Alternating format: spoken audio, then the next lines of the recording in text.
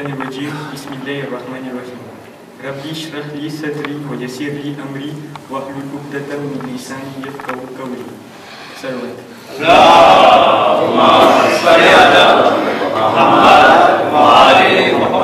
Chère assemblée, salam alaikum wa rahmatullahi wa barakatuh. Alaykoum salam wa rahmatullahi wa barakatuh. Aujourd'hui, nous allons parler d'une chose importante. D'une chose si importante et qui est pourtant négligée de par sa simplicité. Nous allons nous intéresser à une chose qui se résume en 3 lettres. Nous allons parler de l'eau. Qu'est-ce que l'eau? D'après un dictionnaire très connu, l'eau est une substance liquide, incolore, inodore et sans goût à l'état pur.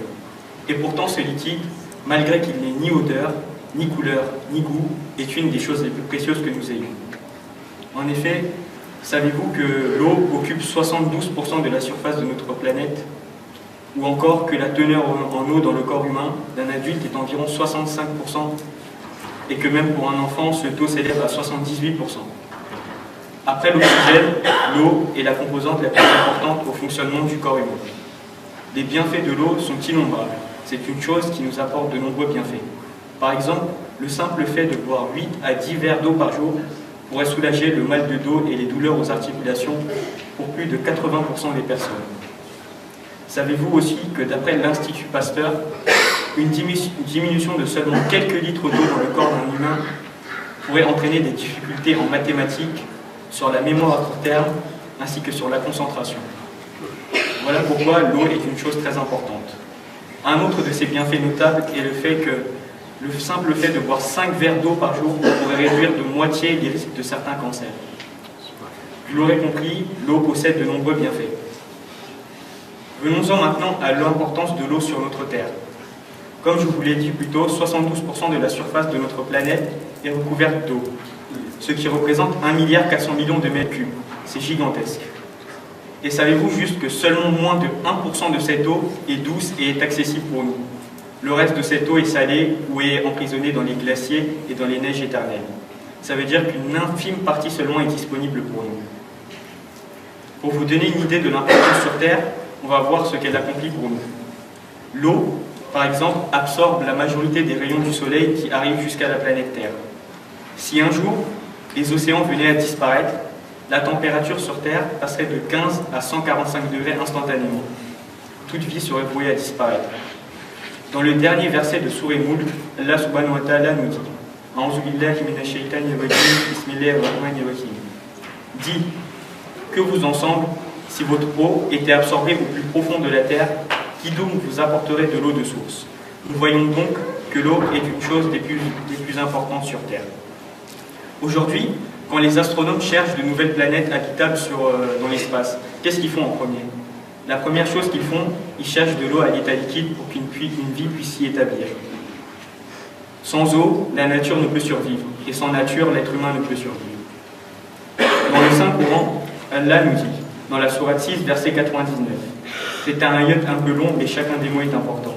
Et c'est lui qui, du ciel, a fait descendre l'eau, puis par elle, nous fîmes germer toute plante de quoi, nous fîmes sortir une verdure, d'où nous produisîmes des grains, superposés les uns sur les autres, et du palmier, de sa spasse, des régimes de dattes qui se tendent, et aussi les jardins de raisins, l'olive et la grenade, semblables ou différents les uns des autres.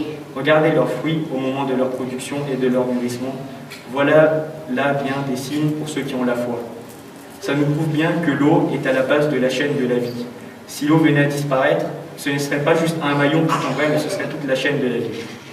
C'est pour cela que j'arrive au cœur de mon sujet. À notre époque, nous sommes confrontés à un problème de grande envergure. Le gaspillage de l'eau. L'eau, qui est une denrée si rare, comme je vous l'ai montré plus haut, est très gaspillée. En effet, aujourd'hui, nous gaspillons de plus en plus d'eau. Nos ancêtres utilisaient beaucoup moins d'eau que nous et en gaspillaient beaucoup moins.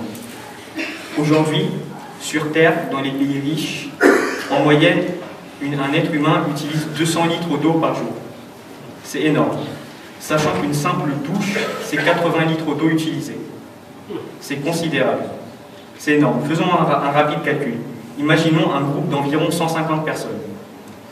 Si chaque personne utilise 200 litres d'eau par jour, cela fait 30 000 litres à la fin de la journée. Soit 20 000 bouteilles d'eau comme celle-ci. 20 000 bouteilles d'eau utilisées en une simple journée. et la majorité est gaspillée. C'est pour cela que dans le Coran, dans le verset 26 et 27 de la sourate Al-Isra, Allah subhanahu wa ta'ala nous dit « Et donne aux proches parents ce qui lui est dû, ainsi qu'aux pauvres et aux voyageurs. Et ne gaspille pas indûment, car les gaspilleurs sont les frères des diables, et le diable est très ingrat envers son Seigneur. » Focalisons-nous sur la deuxième partie de ce verset. Voulons-nous vraiment être de ces personnes qui gaspillent de l'eau impunément? En tant que Zadar et Hussein, il serait impossible et inconcevable pour nous de gaspiller cette eau, alors qu'au même moment, un enfant de moins de 5 ans meurt toutes les 20 minutes faute d'accès à une eau potable. Aujourd'hui, sur Terre, en 2017, le nombre d'humains est estimé à 7,5 millions. Sur ces 7,5 milliards, 998 millions de personnes n'ont pas accès à une eau potable, un septième de la population. Vous ne pouvez pas s'imaginer cela, parce que nous, on a de l'accès à l'eau potable tous les jours. Mais 998 millions de personnes, c'est considérable. Et comment remédier à ces problèmes? Bien heureusement, de nombreuses actions et de nombreuses associations œuvrent tous les jours pour que tous les êtres humains puissent avoir accès à l'eau potable de manière courante dans le monde. Ça se développe de plus en plus. Mais à notre niveau, que pourrions-nous faire? Nous pourrions juste simplement faire attention à notre consommation d'eau. Un exemple simple, quand nous nous brossons les dents le matin, est-ce que nous laissons le robinet allumé en permanence? Il suffirait juste de le couper et nous économiserions une dizaine de litres d'eau par jour. Énorme, multiplié par le nombre d'êtres humains sur Terre, ça ferait un chiffre considérable, une économie considérable.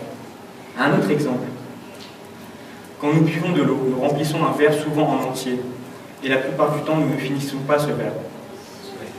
Nous ne pouvons pas laisser cette eau, alors qu'à l'autre bout du monde, un enfant espère pouvoir boire cette eau pour pouvoir survivre. Souvenez-vous des dernières volontés de notre imam.